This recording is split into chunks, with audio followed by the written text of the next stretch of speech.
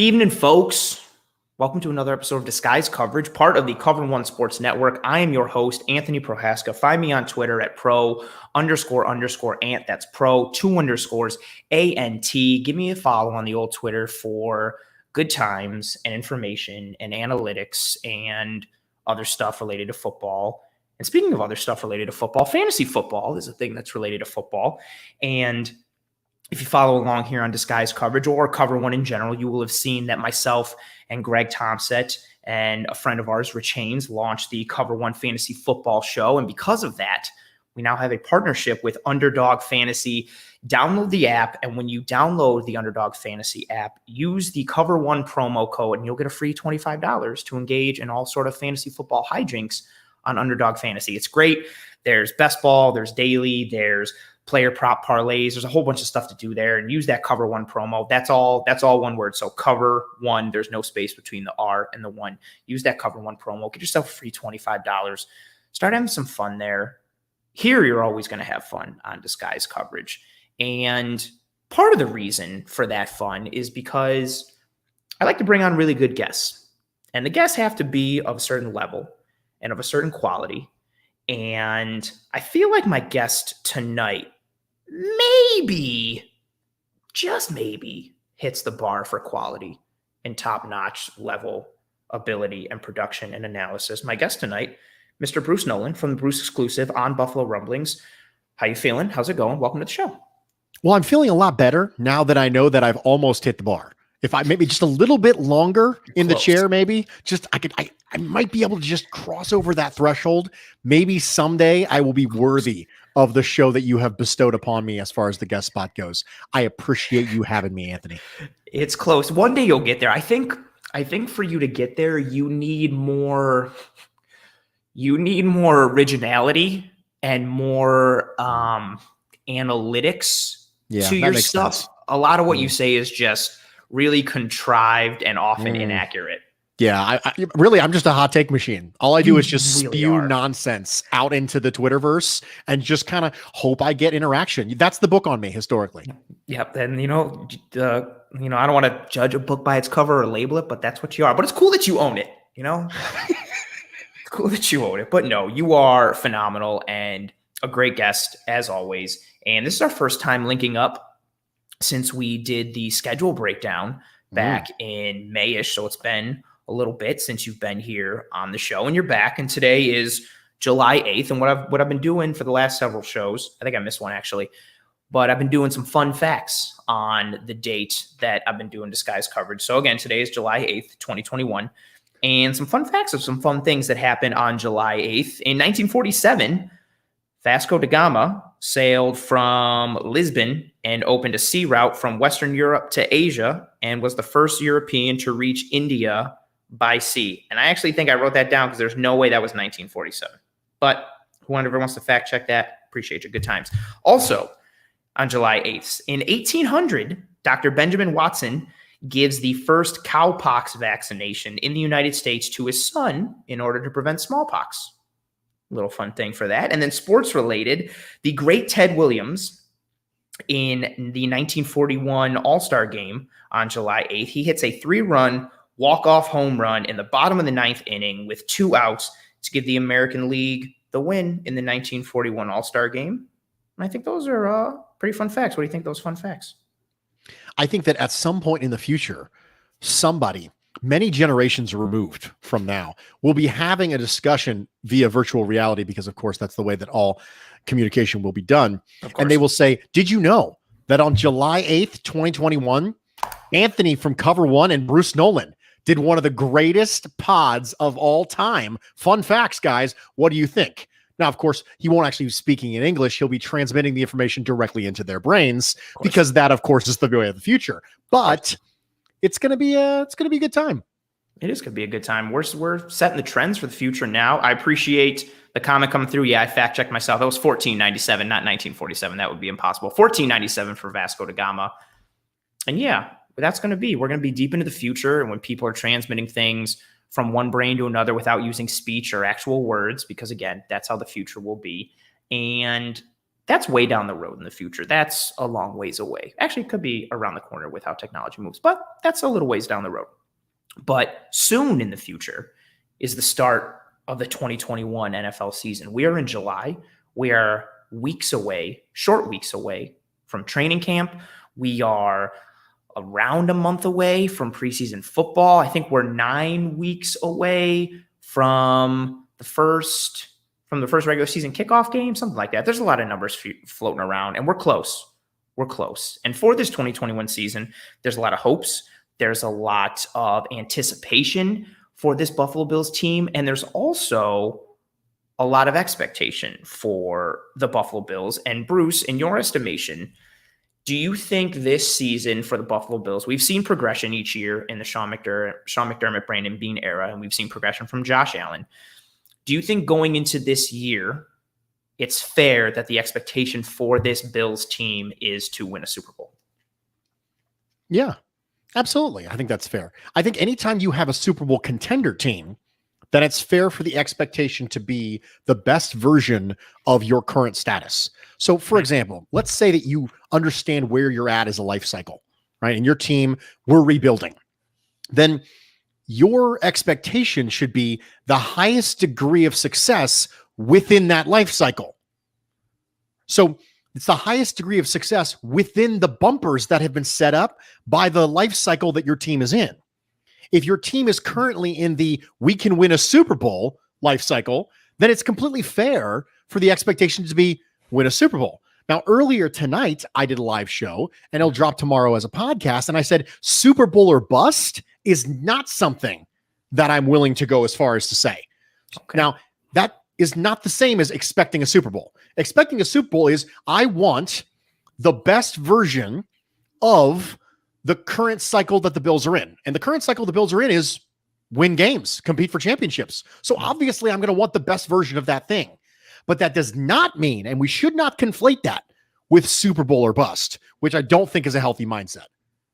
Ooh, well said. I also like the way you juxtapose those two things. The expectation versus that not narrative, but the phrasing of, Super Bowl or bust. I think that's a different thing than the expectation of a Super Bowl, which you laid out very well.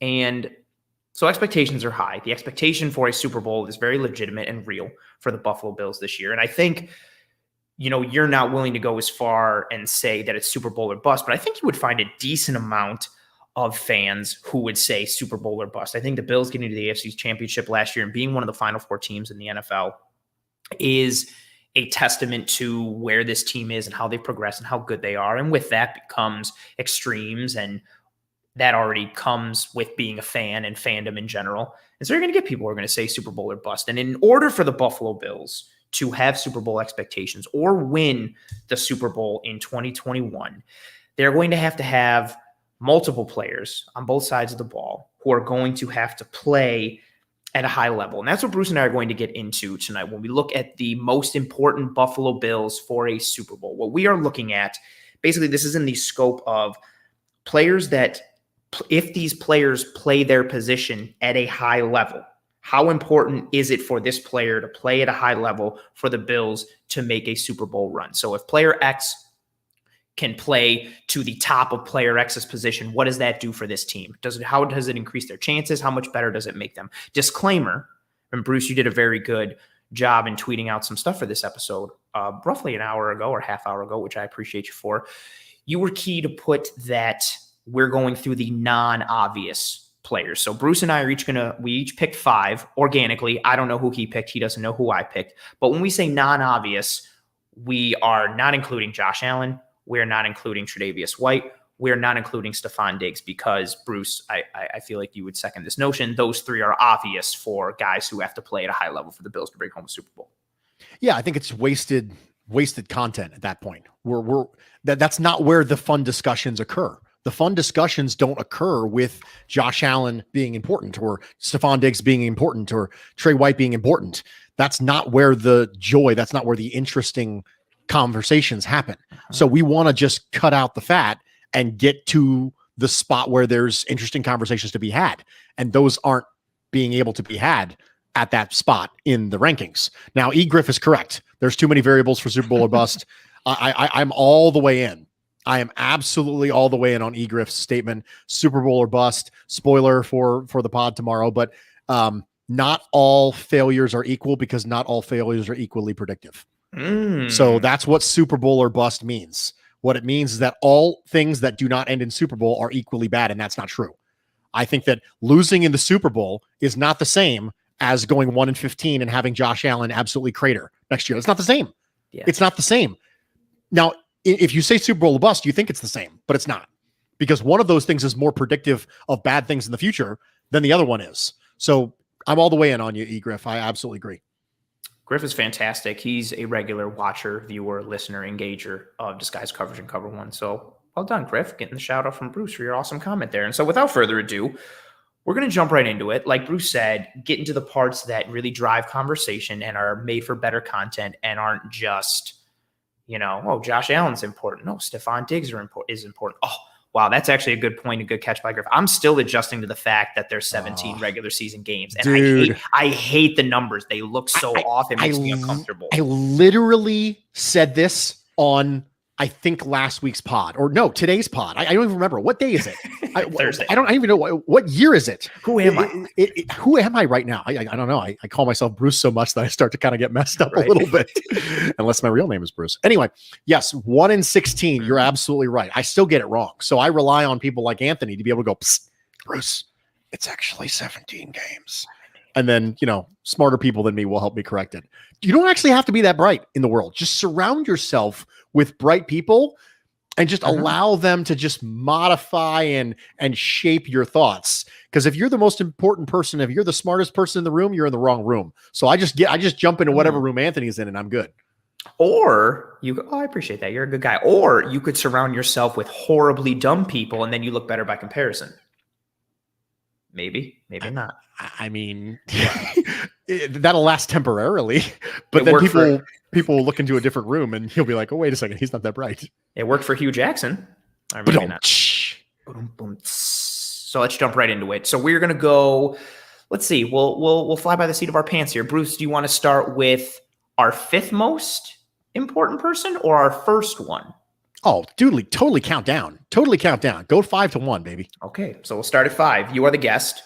You are my guest of honor, and you're fantastic. So I'm going to have you go first. Who is your fifth most important person for the Buffalo Bills? The fifth most important person that I think needs to play well in 2021 for the Bills to be competitive is Jerry Hughes. The reason why I say that is because he's been the best pass rusher on this team for the last couple of years. And until I see otherwise, until I see Mario Addison have a bounce back year, until I see Gregory Russo come out of the gates really strong, until I see Boogie Basham, until I see Ed Oliver decide that he's going to really, really live up to expectations as a top 10 pick, then Jerry Hughes is the most important player at a unit that has been fairly criticized, and that's the pass rush. So if you take away Jerry Hughes from a unit that wasn't really up to snuff, all things considered, it was reasonable. The pass rush was reasonable last year. It just wasn't as good as we'd like it to be.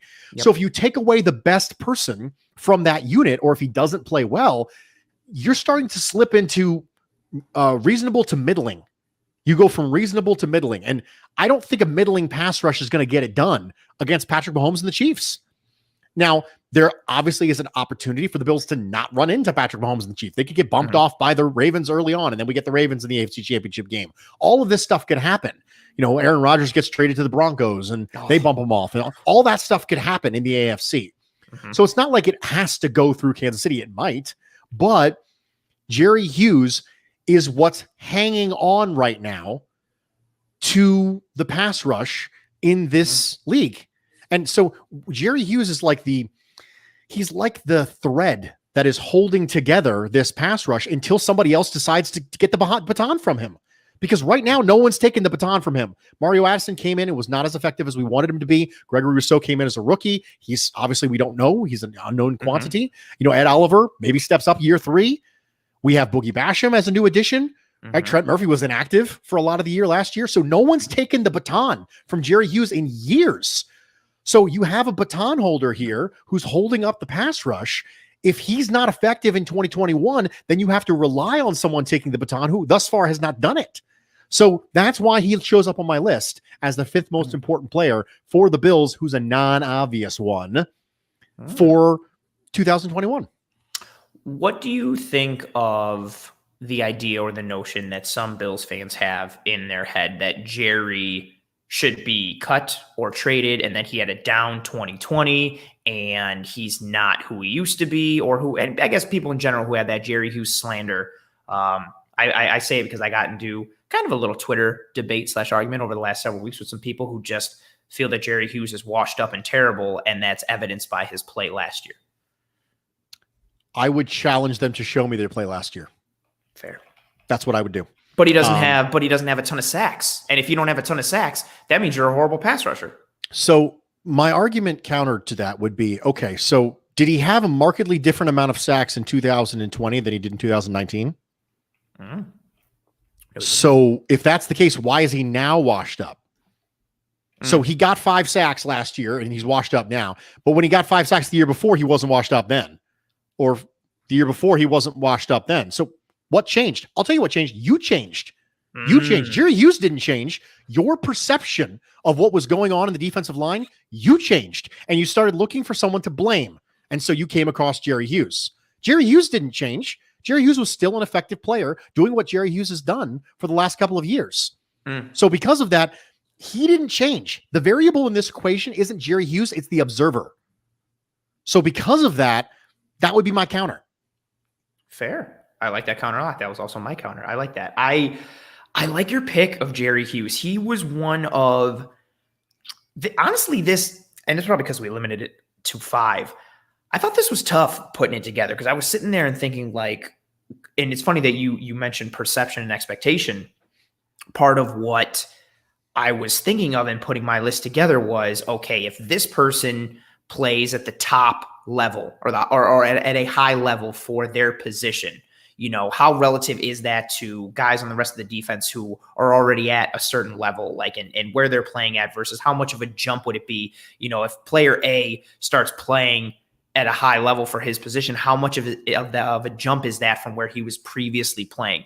And the Jerry argument for that is really fantastic because we don't have a baseline expectation or set for Basham and Russo, despite how many fans are hyped up on that defensive end grouping. And even AJ Epinesa, who I think is going to have a really good 2021, we still don't really know. The most proven rusher on this edge, or actually on the defensive line period, is Jerry Hughes. You can maybe make a case for Mario Addison from his Panther days, but he didn't show in 2020 what we wanted him to.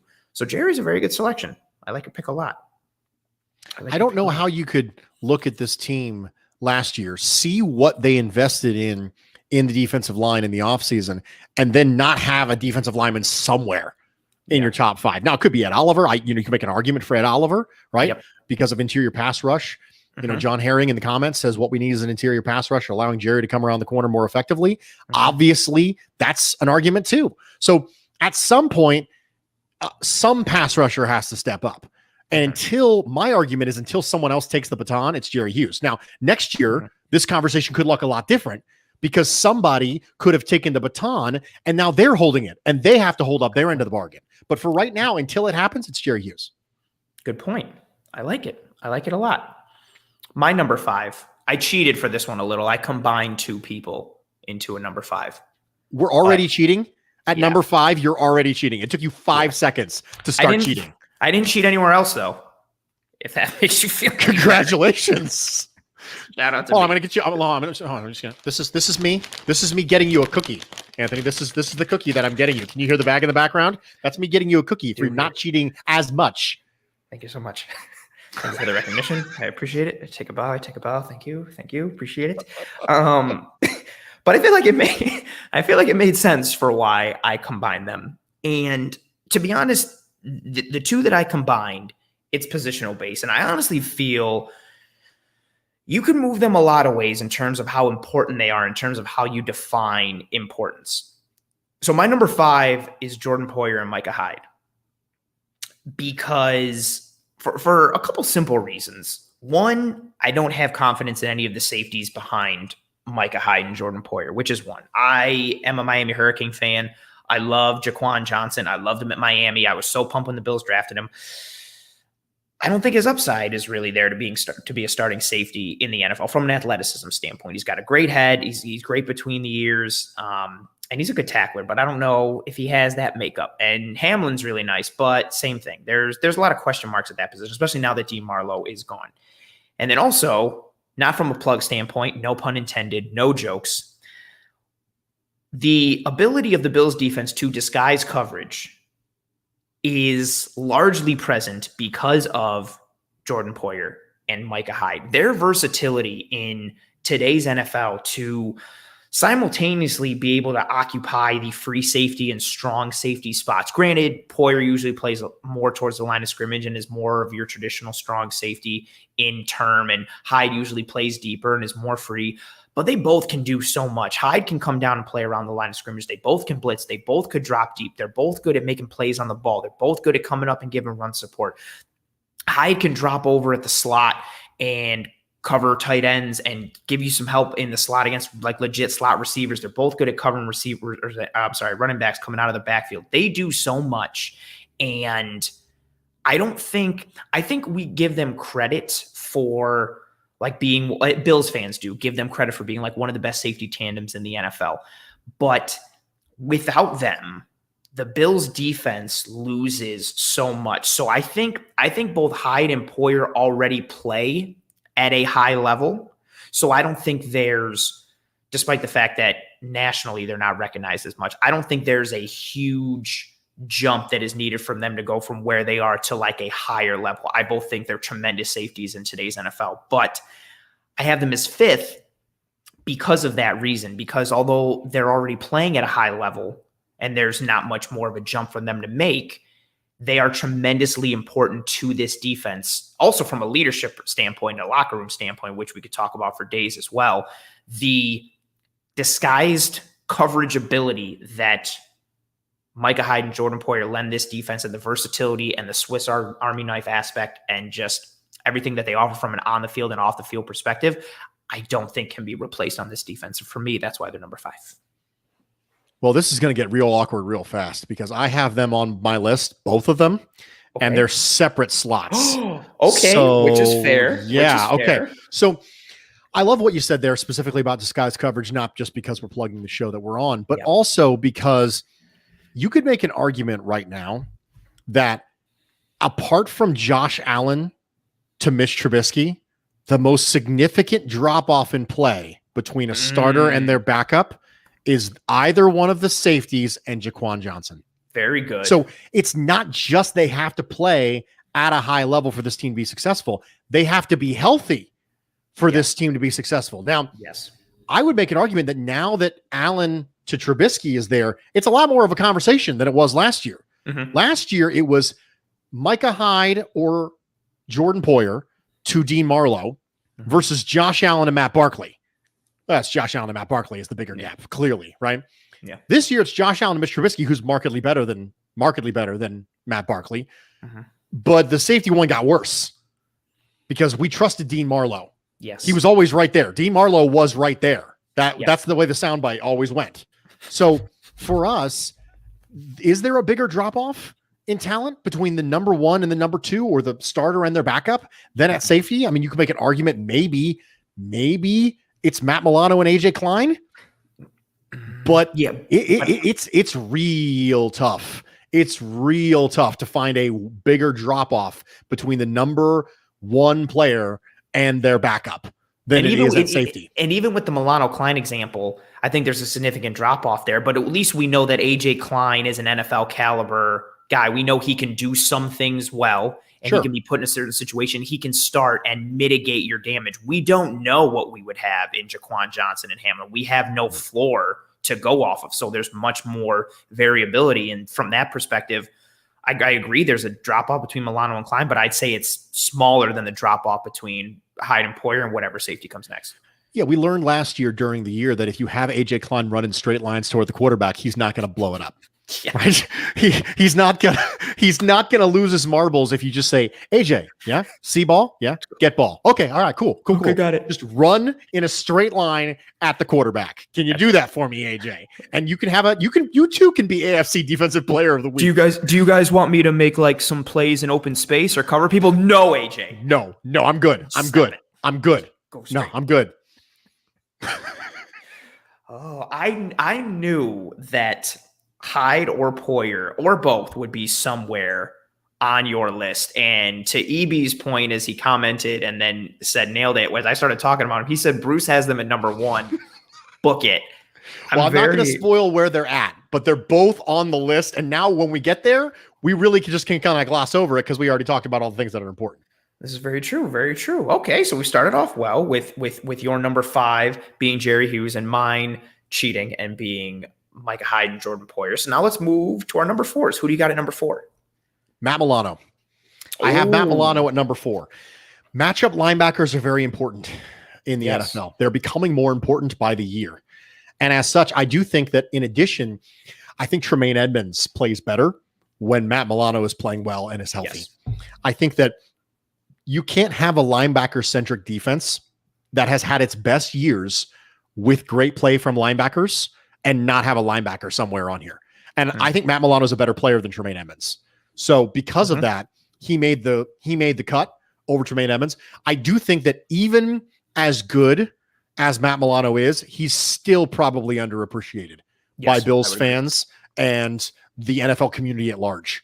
This defense looks a lot different when he's not on the field. His play against the run, his ability to sift through traffic, his ability to make plays out in space, his abilities to pull the trigger and be able to get to the outside. There are lots of things Matt Milano does very well that you're not going to notice until he's no longer doing them well anymore. And that's an area that would be a significant concern for me if Matt Milano had walked in free agency. Thankfully, he didn't, so I don't have to worry about it. So for me, I think that Matt Milano needs to play well for this team. It has a trickle effect through the rest of the defense. One of them on Tremaine Edmonds right next to him, but also in run defense, also in splash negative plays. A lot of the splash negative plays that you're hoping you're going to get from Tremaine Edmonds, one of the big things that people talk about, well, Tremaine Edmonds, he doesn't make the big splash negative plays. A lot of it's because Matt Milano's making them. Yeah, he's taking them. Right.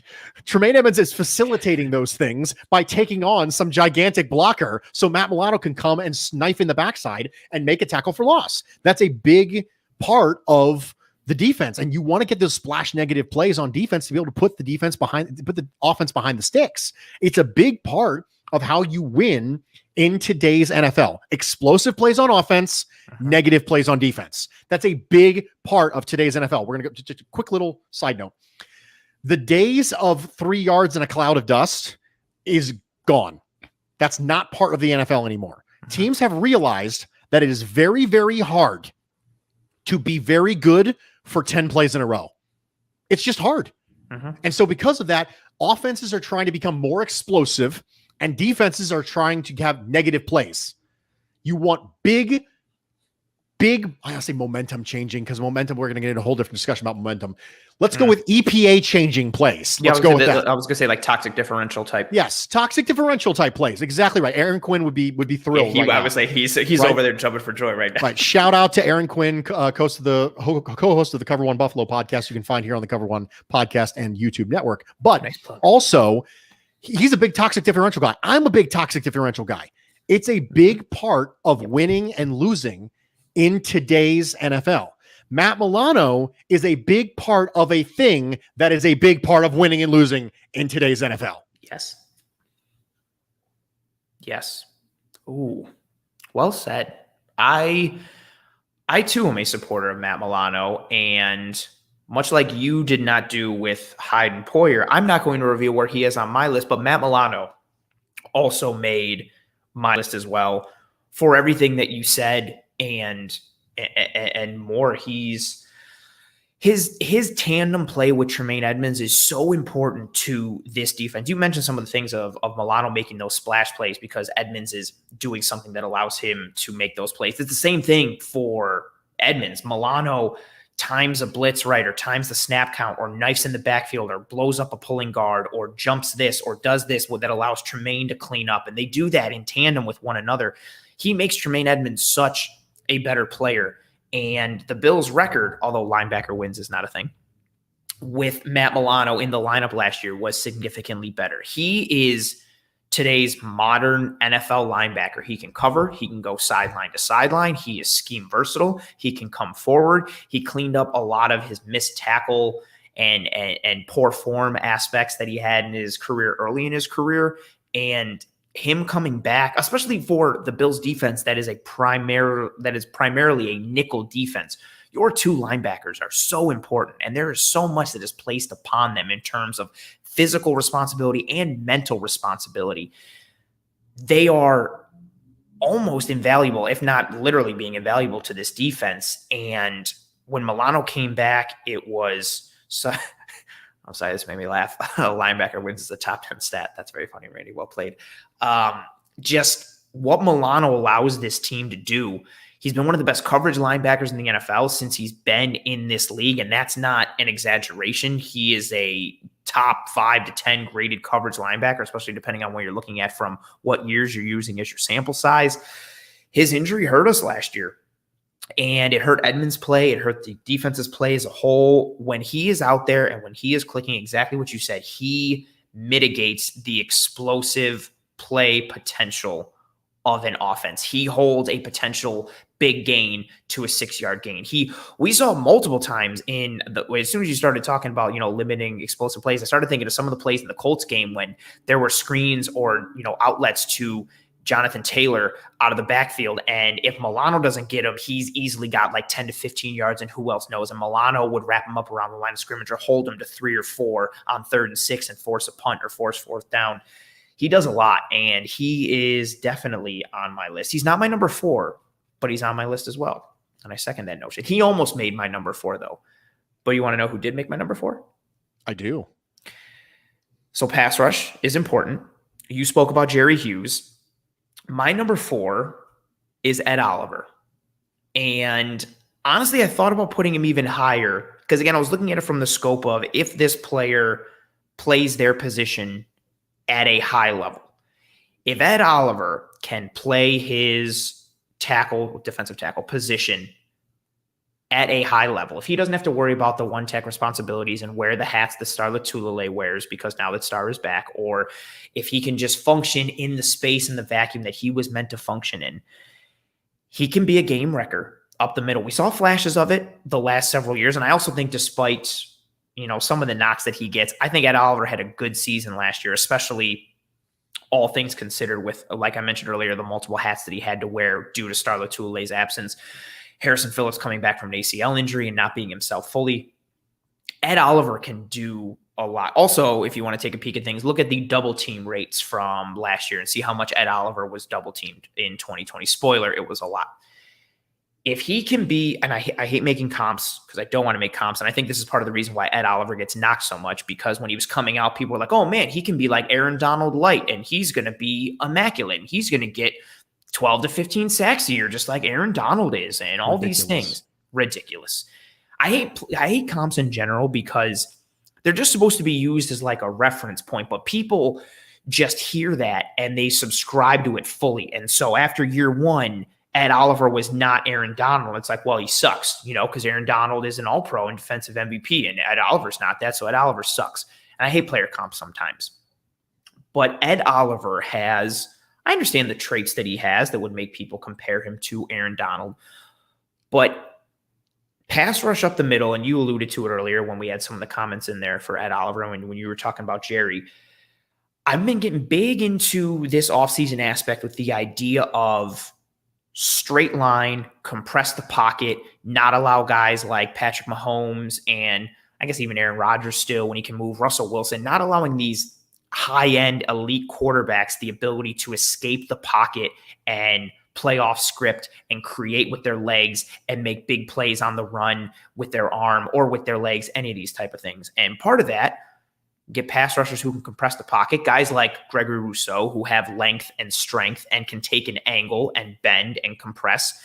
And also part of that is the idea of having a pass rusher right up the middle who can get a quarterback off his spot and change the quarterback's platform and drop point and cause havoc up the middle in the pass game. In the run game, it's even more tremendous. We've seen Ed Oliver blow up plays in the run game when he can just quickly penetrate the line of scrimmage and get into the backfield. But I know we all have eyes on Patrick Mahomes. We all have eyes on that pass rush. And if Ed Oliver can cause havoc up that middle, if he takes the jump and plays at a high level for a defensive tackle, I think it could change this defense immensely. Much in the same, again, not that this player is that player, but much in the same way that Aaron Donald impacts the Rams defense, much in the same way that Chris Jones impacts the Chiefs defense or Grady Jarrett for the Atlanta Falcons, so on and so forth. Having a force in the middle repeatedly and consistently, I think, would transform this defense in a lot of ways. And that's why he's my number 4. So before we hopped on the air, I mentioned to you that a fun Bruce fact for those of you who are listening to this either on YouTube after the fact or live right now, I married my wife after 4 months of dating. And a lot of people have asked me, Bruce, how did you manage to pull off this immaculate feat? For those of you who haven't met my wife, she's a babe. So how exactly did Bruce pull it off? And I pulled it off using a very similar line to the line that I use when people talk about Ed Oliver, which is, I must be a boggart because you're ridiculous. It's my Harry Potter pickup line. And it's the same way when I look at Ed Oliver and I hear people compare him coming out to people like Aaron Donald. I say, that's ridiculous. Yes. Oh, that was a big setup all for that pun. I'm sorry. I'm willing to go there. I'm a huge Harry Potter guy. I don't know if anyone else got it. I got it right away. Well done. I'm just going to stop and clap. I couldn't even stop laughing. That's very good. Aaron Donald, there's a reasonable chance that Aaron Donald is one of the best defensive players in the history of football. Yes, don't ever compare anybody to him ever. In the history of the NFL. He's immaculate. I mean, guys, come on. He's clearly Bruce Smith. He's clearly Reggie White. That's how stupid it is to compare someone to Aaron Donald, right? My comparison to Ed Oliver coming out, I was very, very, very high on Ed Oliver coming out. I said Geno Atkins. And I would be very, very happy with Geno Atkins. Geno Atkins absolutely worth a top 10 pick. Mm-hmm.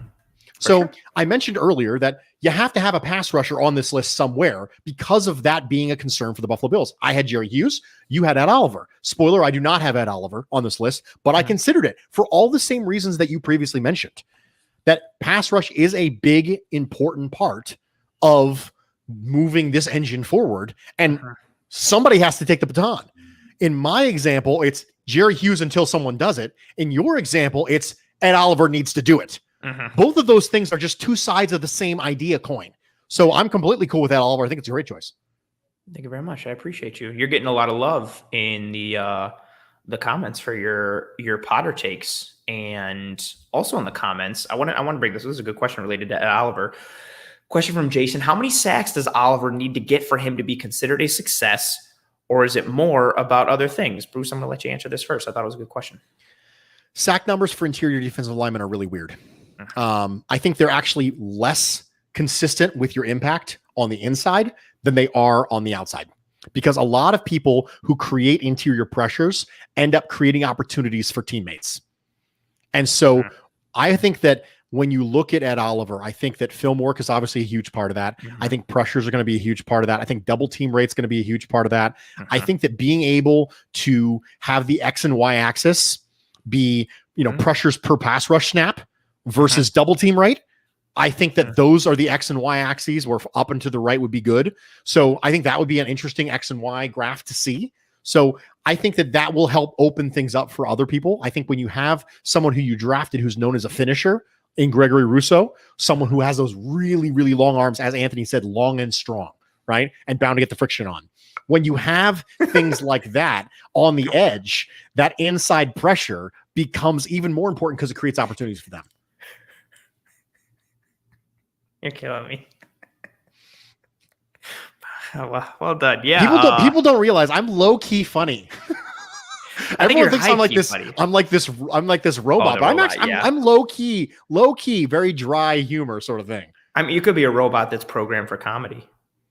I'm not programmed well for comedy. That's fair. Yeah, maybe not well enough. Yeah, I second that. I don't like the notion of judging any pass rusher purely off of sacks. I would love it if, everybody got home when they were supposed to. I think the idea of getting the actual sack versus generating a pressure or generating any kind of chaos or havoc, I get it. It's better to have the sack, but I would never judge anybody solely off of that. And I think, Bruce, you nailed it on the head. I think it's a combination of things. It's a multitude of things. And I think the idea of combining the film work aspect with, I love what you mentioned for the X and Y axis, especially with relation to that double team rate, because I think that's something that people don't necessarily see and recognize a lot of, like the games that are going on the offensive line, and they just see one person and one stat, and it's like, well, he only had this many sacks, so he sucks. But there's a whole story that's attached to it. So I like that answer a lot. Well done. Well done. So that was number 4. What about your number 3?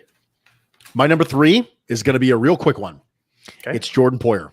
There you go. For all the reasons you said before. Yep. Jordan Poyer is one of the keys to disguising coverages. I think we talk a lot about big nickel in this Buffalo Bills community, and Jordan Poyer is a big part of having that hybrid defender down in the box. People don't realize Jordan Poyer's down in the box defending the run and shooting gaps like the player you say you want to get. Jordan Poyer does a lot of that work for the Buffalo Bills. Yes. I'm not saying that a player like that is not going to be good. I'm saying we have a player who does a lot of those things in Jordan Poyer. And I think that much like Taryn Johnson is a key to the run defense, even if occasionally we'll see him in coverage and go, I don't know about that. But Jordan Poyer and Taryn Johnson being close to the line of scrimmage and being able to shoot gaps and tackle as well as they do is the reason why you can have a defense that hangs out in nickel 80% of the time and be okay.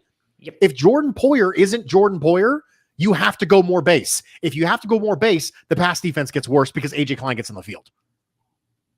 Perfect way to sum it up. And to go along with that, I had, when we were talking about wacky draft things throughout the draft process, and I started looking at tape for a lot of defensive backs, and Trevin Merrick, the safety from TCU, I had this wacky idea, especially, I don't think it was that wacky because a lot of people subscribed to it, not just from me, but because it was out there. The idea of, what if the Bills took, because, this whole big nickel, big nickel, big nickel. And remember, Greg Thompson came out and said, actually, if we want to go big nickel, the best option for big nickel is Jordan Poyer. And then you can take someone like Trevin Merrick and have him play safety with Hyde, and they can still do that versatility aspect. And then Poyer, because again, he's like an elite big nickel option. So I love that you led with that. And yeah, he allows you to do so much. And I mentioned it earlier with nickel. You mentioned it now. The Bills' base defense is nickel. They are 5 defensive backs. I know it was 70% a couple years ago. I know it was roughly the same again in 2020. That is what they are. Taryn Johnson is basically your third linebacker, if you want to look at it like that. Sometimes Poyer wears that hat. He allows the Bills' defense to do so much. Well done. Well done, that being your 3 there. Also, I wanted to go comment here from Donnie Brook. When I said Aaron Donald light, I didn't mean in a literal sense, weight or size. I meant in terms of the play, he's a light version, not the full thing. Aaron Donald is Aaron Donald, but light, I meant more of in comparison to the poor man's version type of thing, not a literal light in terms of weight aspect, but I appreciate you. My number 3, we're also going to gloss over. My number 3 is Matt Milano. So we're done. Any questions? With Bueller? Anyone? Bueller? Anyone? No. Okay. Awesome. Number two. What do you got? Number 2, Mica Hyde. Now, I'm really interested to see who 1 is now. Okay. So Mica Hyde is number 1. For those of you who have followed me at all, you know that I am an unabashed Mica Hyde fan, even so that I said this offseason, if I could only re-sign one of Mica Hyde or Matt Milano, I would pick Mica Hyde. Yes, sir. I said that on social media. I meant it. I got both, so I'll take it. The Bills do not have great speed at corner. No. The reason you have players who do not have great speed at corner, but yet consistently don't give up big yards in the passing game is almost entirely due to Mica Hyde. Over the top. Mica Hyde got targeted a little bit his first year here in Buffalo, and quarterbacks realized that was a bad idea, and they just stopped doing it. Micah Hyde in single high, I trust to play center field. And in split safety looks, you're just not going to that side of the field. You're just not doing it. That allows players like Trey White to be able to cut underneath routes in quarters and cover 3 and jump players like Justin Herbert and Russell Wilson, both of which Trey White did from a zone coverage. Yes. So both of those major interceptions against the Chargers and against the Seahawks were out of cover 3 or quarters, and they are made possible because Micah Hyde had overtop. Micah Hyde lets people do what people do. Now, in addition, you have either Levi Wallace or Dane Jackson at C2 at this point, unless Steven Nelson gets signed while we're talking in the next 14 minutes. I'm pretty sure it's going to be one of those two people. So because of that, neither one of them offers you elite athleticism. The reason you can get away with this is because of Micah Hyde. If Micah Hyde is not Micah Hyde, is hurt or not playing at a good level, one of the foundational pieces of your defense, which is we don't need to have 4-4 guys at corner, goes completely out the window. You can get away with that because of Micah Hyde. Micah Hyde is the pivot point for stopping explosive plays on offense. You don't want that offense to have explosive plays, 30-yard chunks down the field on vertical routes? Good. Go get yourself a Micah Hyde. Micah Hyde's ability to be able to hold a disguise and understand spacing. Everyone thinks playing in space is just about speed. And that's totally not true. Speed helps, but playing in space is about recognition of angles and predictive measuring. It's about this idea that I know if the quarterback throws this ball, I know it's going to show up at this location at this time and I can be there. So it's about, okay, this guy's moving at this speed. It's almost like having to do you remember in high school when you had those word problems where a train leaves Boston at 3:07 and then another train leaves Philadelphia? That's what playing in space is. It's doing that with 200-pound men running 4-3 down the field. That's what playing in space is like for a safety. And Micah Hyde can do it. Micah Hyde is doing word problems with algebra with DK Metcalf running at him in full speed. Put some respect on Micah Hyde's name. He's one of the best safeties in the league, and I will take none of your Micah Hyde slander. Number 2 on my list. Love it. I don't have anything to add to that other than just to piggyback on your part about his play recognition, just kind of the mental side of it. 2 things I always think of, because Micah Hyde is so strong in coverage, but he's not the fastest or the most agile. He's quicker than he is fast, much like the entire Bills secondary. But 2 things I always think of with Micah Hyde, especially after you watch the film: positioning and lack of wasted movement. There are very rarely are there false steps. Does he take a poor angle to the ball in the air? Does he take a poor angle on a route? There is no wasted movement. There are no wasted steps, and his positioning and his ability to understand how to leverage his coverage space relative to who is coming in his zone and who needs help. It's tremendous. And it's something that I don't think it's talked about enough. And I think because it's harder to understand, it's easier to see, oh man, this guy made an interception. Oh man, this guy made a tackle. It's harder to see, especially if you're watching from a broadcast view when you can't see the secondary. It's hard to see, well, that guy just made that play because of the positioning that Micah Hyde did post-snap and the confusion that he created pre-snap. And those are things you really have to see when you dig into the All-22, which I wish was a real broadcast version along with broadcast TV. When you start to dive into that, you see what he does and have a true appreciation for it. And I think you nailed it. Well done. Micah Hyde, your number 2. Micah Hyde, my number 2, always and forever.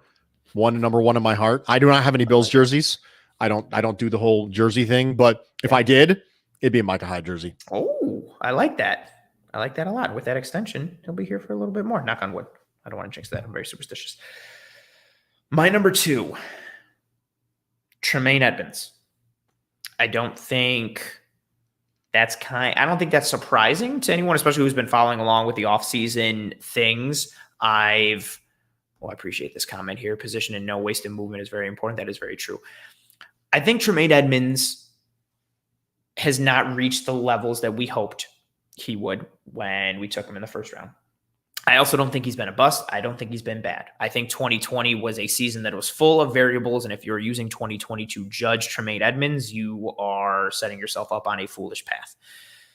That being said, I think he's a good linebacker. He's been productive. I love the I told myself to write it down and I did it. What was the stat that you tweeted out, I think, last week about Tremaine Edmonds and Bobby Wagner, where Tremaine Edmonds was only behind Bobby Wagner in something? Tackles for loss? Yes. So it's tackles that for no gain or loss by linebackers over the last 3 years. Number one is Bobby Wagner. Number two is Tremaine Edmonds. Tremendous stat. Tremendous stat. I pulled up multiple graphics during several episodes this offseason showing Tremaine Edmonds' missed tackle rate and average depth of tackle and how he fell in line, kind of middle of the pack in a lot of ways, and was also ahead of guys in several metrics. Like, for as much as the Buccaneers linebackers are lauded and they're very good, but he was ahead of Devin White and ahead of Levante David and ahead of Patrick Queen for Baltimore and all these other linebackers that people say, well, Edmonds isn't this guy and Edmonds isn't that guy. That being said, if Tremaine Edmonds, who I think is good, he's not a bust. Is he great? I don't think so. If he can raise his game, much like Ed Oliver, if he plays at a high level for his position, I think it transforms this defense.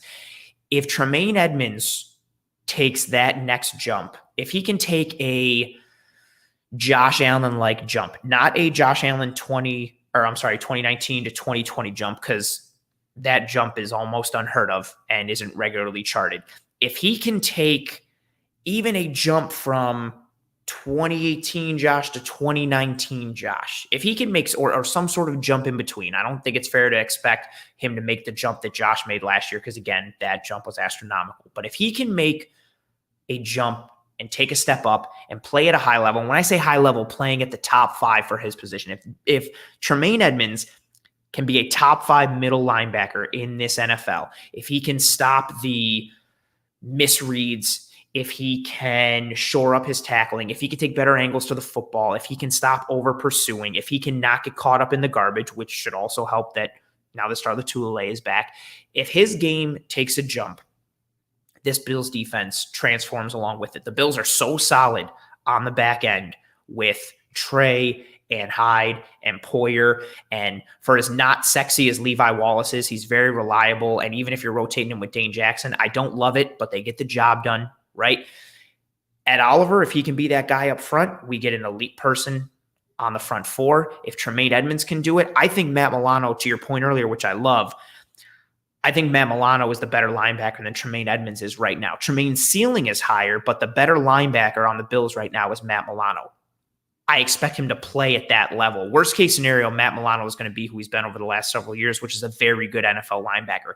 If Tremaine makes that jump, and we now have 2 very, very good linebackers, or a top 5 middle linebacker and 2 top 15 linebackers overall, with what we have on the back end and what we could have in the front, I think it transforms this defense immensely and is very important to a Super Bowl run in 2021. And that's why Tremaine is my number 2. Okay. So the addition I want to make to that is not even anything about Tremaine Evans at all. Mm-hmm.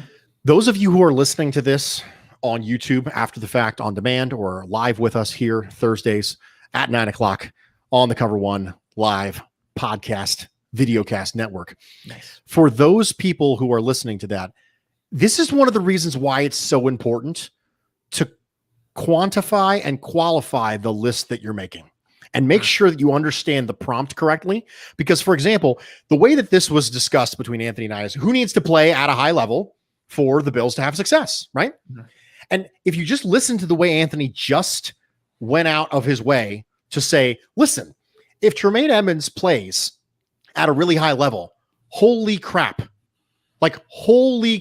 how good could that be? I looked at the exact same prompt that Anthony did and came away from it with a completely different view of Tremaine Edmonds. Not because I don't agree with anything he said. I do. I agree with everything he said. But my thought was Tremaine Edmonds was okay last year. He was fine. And the Bills made the AFC Championship game. Mm-hmm. So obviously Tremaine Edmonds playing really, really well is not pivotal, I don't think, to this team playing really well. It's the same prompt. This is what I want to add to this. What I want to add to this is there's so many little nuances to things like rankings and lists, and we get all bent out of shape. We get so bent out of shape about you had Edmonds over this guy and you had Micah Hyde over this guy. One small little interpretation difference between the two of us made you put Edmonds at 2, and he wasn't even on my list. Neither one of us is wrong. It's a different interpretation of the prompt as it was laid out. And that's what makes these things so fascinating. It's because we can talk through some of this. Okay, if he plays at a high level, because you're right. If Tremaine Edmonds plays at a high level, like a really high level, higher than before, that's a huge boon for this team. Also, I don't think he played at a crazy high level last year, and this team made the AFC Championship game with him limping along with a shoulder injury the entire time. Both of those things are true. So this is really, really important that we just take an opportunity, because I don't have anything to add with the Tremaine Edmonds thing. I have nothing else to add that you have not already said. So my addition to this conversation is, hey, we should pay attention to this, because you and I both looked at the same prompt. We're both intelligent people. We're, you more so than me, but we're getting there ahead of it. We're working through this stuff together, and we both came to a different conclusion on Tremaine Edmonds, but neither one of us is wrong on this stuff. This is just how kind of rankings go. So I just think it's really important, and I think it's interesting to really point out the fact that something that seems so simple, who needs to play well for the Bills to do well, like that's not a complicated prompt. But our interpretation of that prompt can change everything drastically. Context is very key. I like that disclaimer. Well done. I appreciate you very much for that. I think that was very important. That's such a thing, as Jason said there, getting philosophical, but in all seriousness, I think that gets lost a lot in, it's not even just a simple any ranking, like, oh, who are the top 5 quarterbacks? It's subjective to a degree for a lot of people who do the rankings. Like, some people value completion percentage more. Some people value yards. Some people value stats too much, which is a tremendous aspect that I have mentioned several times on this show. And you have mentioned as well. I wanted to pull out the, I'm scrolling.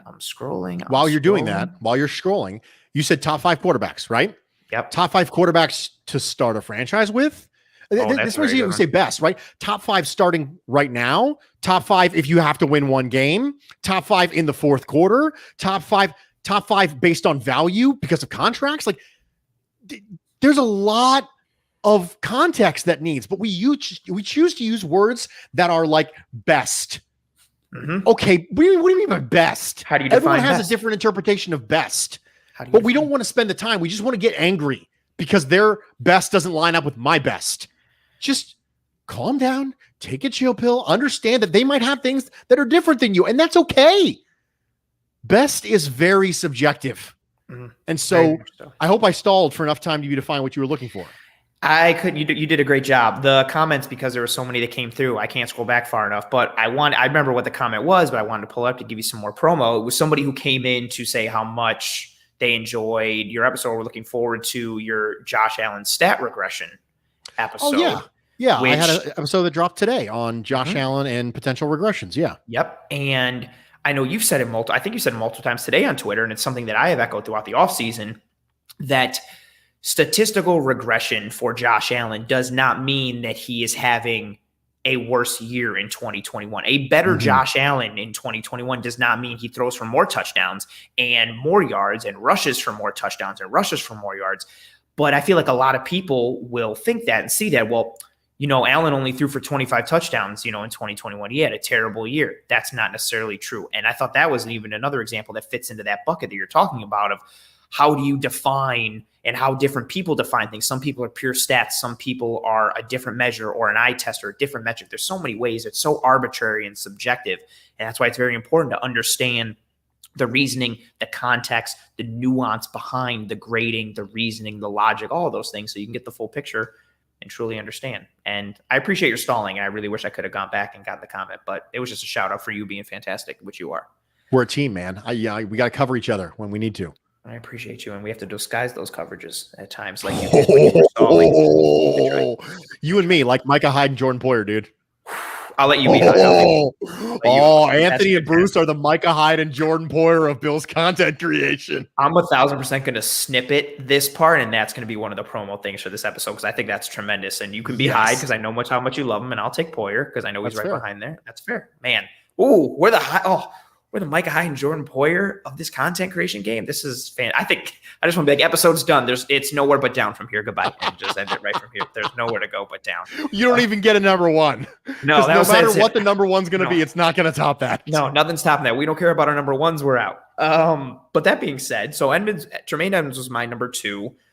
I'm very interested to see who your number 1 is. And as Griff mentioned earlier in the comments, which I put up, that our list so far, both of us have been completely defense-based. So who do you have for your number 1?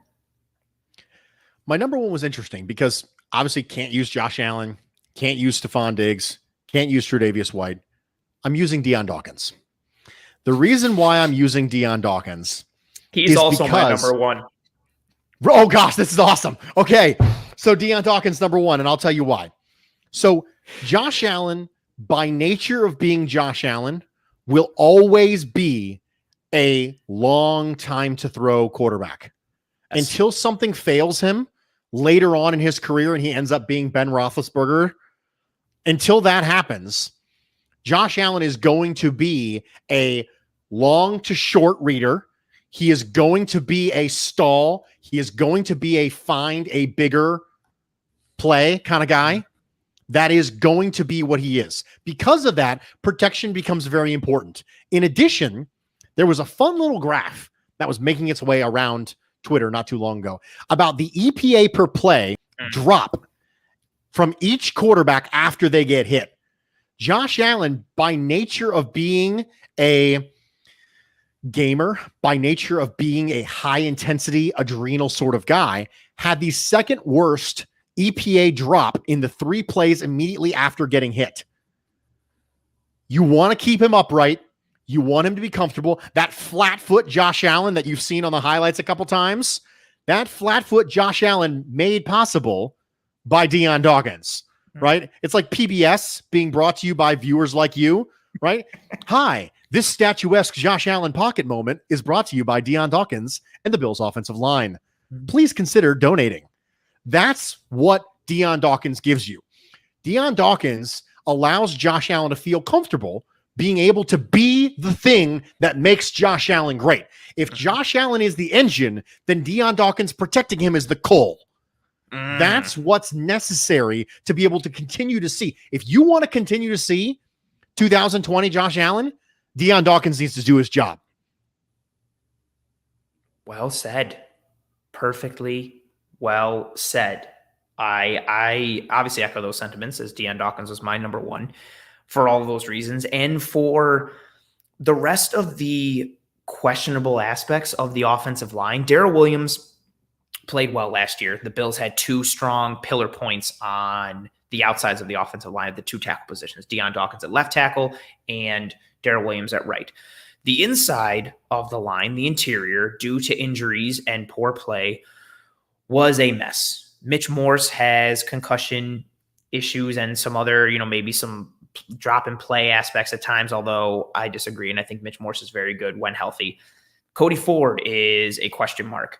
John Feliciano we kind of know the floor, but also I think, Bruce, I think you're in the same camp as me. We both would have preferred an upgraded guard, either in free agency or the draft at right guard, to start over John Feliciano and have him as more of a, the 6th offensive lineman in some aspect or some regard. And there's a lot of question marks in the rest of that offensive line. Will Mitch Morse stay healthy? Is Cody Ford going to be the player that we needed him to be, drafting him in the 2nd round? How well does John Feliciano hold up in pass protection? And does his run pro get a little better? Are the Bills going to go back to being more balanced in terms of gap and zone runs? Or are they going to lean heavy more on zone like they did in 2020? Is that because of the offensive line player, because the injuries or scheme change, all these question marks, all these things? And in the middle of all that has just been a solid stabilizing factor at left tackle in Dion Dawkins, who, now that we're starting to see all these tackle contracts go up, Dion Dawkins' contract that he signed is looking more and more affordable with every single passing day. Left tackle is a premium position. Josh Allen is the franchise of this team. The Bills will go as far as Josh Allen can take them. And exactly to your point, how do you keep Josh Allen good? How do you keep him, on that upward trajectory? How do you keep this team on that upward trajectory? You keep him clean. You keep him upright. Nobody touches him. Nobody gets near him. And for me, or not even just for me, I think it's for a lot of people, especially with a right-handed quarterback, that left tackle is a premium position. He's the one who watches the blind side of the quarterback. And added to the fact that Dion Dawkins is a captain and everything that he adds off the field as well. But from an on-field perspective, if Dion Dawkins plays at a high level, and he's been a good left tackle, definitely starting caliber, definitely above average at worst. He is a good quality left tackle. If he continues that level of play and or plays at that high level, we know that we have one spot on the offensive line at the very least that we do not have to worry about, which is very comforting and very important, because as important as the weapons are for Josh to throw to, equally, if not more so important, are the people up front who need to be able to protect Josh Allen so he can throw to those weapons. I think Daryl Williams will have a good year, which is nice, but that interior is very much in question, unfortunately, still. And Dawkins is so important because if we can't protect Josh Allen, then, I don't know. Can he throw the ball to Diggs? Can he throw to Cole Beasley? We saw what happened just off of, Chris Jones causing havoc in the AFC Championship game. And we talked about it earlier, why Jerry Hughes was on Bruce's list and why Ed Oliver was on my list. Causing havoc for the quarterback, getting pressure, direct pressure, compressing the pocket, all of those things. It messes with rhythm, it messes with timing, and we can't have that with Josh Allen. And I think it's super funny that we both had Dion Dawkins as our number one, and I think it's even funnier that we both went defense for our first four and then ended on an offensive guy. I think it's a huge missed opportunity that neither one of us used the phrase "you already know who's at my number one position." Oh, you're right. What a failure. We have let the people down, Anthony. I'm genuinely not pleased. It's because we got too high and happy off of the Mica Hyde Jordan Poyer thing. Well, yeah, and also, the Harry Potter line. How was I supposed to top that? We had listen. It's too much for one episode. Harry Potter, Sir Mix-a-Lot. You and I are Micah Hyde and Jordan Poyer, and you already know reference. It's just too much. The people just can't handle it. No, and I don't. To be honest, I'm glad we didn't go with the "you already know" line, because I don't want to set the bar too high, because then people are going to expect me to hit that every single week, whether I'm solo or with another guest. I'm not going to be able to hit that. And then I'm going to have to bring you on every single week. You're a very popular guy in the content creation game. You're not going to be able to fulfill that time schedule. So maybe it's better that, we didn't hit that line, because maybe we're setting a bar that we can't possibly hit again. Expectations minus reality equals disappointment. You got to control the expectations, baby. Yep, and distance equals rate over time, like those trains to Boston and all those other things. I think that's the formula. That is the formula. And we brought it full circle. That's what we do here, full circle. Wow, I like how we ended this. I thought it was really good. I'm going to throw up the banner there that says "Toodles, you guys." And the reason I'm throwing up that banner is because now we're winding down. I'm about to close out this episode. And as always, I want to thank everybody who rode with Bruce and I on this episode, whether you are watching later, listening later, watching now, listening now, whatever. Thank you so much for your listen, your viewership, whatever. Your support in any way, shape, or form means more than you can ever possibly know to myself and to Bruce. I want to thank everybody who was with us live on this episode and engaging in the comments. As always, I say it every time. That's a tremendous aspect of doing these things live, the engagement and the chat and the reaction ability, which I don't think is a word, but I'm going to say it as a word anyway, of everybody in the chat to what is going on in the show, and the interaction and engagement that it creates is tremendous, and it just really enhances everything. So thank you everybody for, tuning in and being live with us. And thank you very much to my guest on tonight's episode, Mr. Bruce Nolan. I literally could not have done this episode without you. And as you always are, you are a tremendous guest, knowledgeable, humble, appreciative, witty, whoever is the manufacturer of the type of robot that you are did a good job. Obviously, they got to tweak the humor part a little bit more, but I think they did pretty decent. Well, thanks for having me, Anthony. I really enjoyed it. It's always a good time. Thank you so much for the people who are in the comments. We can't do it without you. This becomes really difficult to do if you're talking to a wall. Yeah. And one of the reasons why solo shows are so difficult is because talking to a wall is hard. One of the reasons why solo shows without commenters is hard is because you're again, talking to a wall. So being able to get feedback from you guys is something that really means a lot to me. Anthony, thanks so much for having me. You guys are huge in my book at the Cover One Network. And Anthony is Egriff said in the comments that Bruce was his breakout podcaster for 2020, and his breakout podcaster for 2021 is Anthony. I would make an argument that Anthony's already broken out, and that not enough people know how good he is, but he's already breaking out. So at some point, I will message him, hey, can you come on my show? And he'll be too busy doing something way more important. And he'll be like, you know what, man, we had those good times back on July 8th. That was a really good time. And the comment that I made earlier in the show, that at some point, someone in the future is going to look back to this day. Turns out, here's the twist. It was actually Anthony from the future looking back on his past self. It was me all along. Yes. Yeah. We inceptioned the whole thing. It's great. Like so that. Thanks so much for having me, man. I had a great time.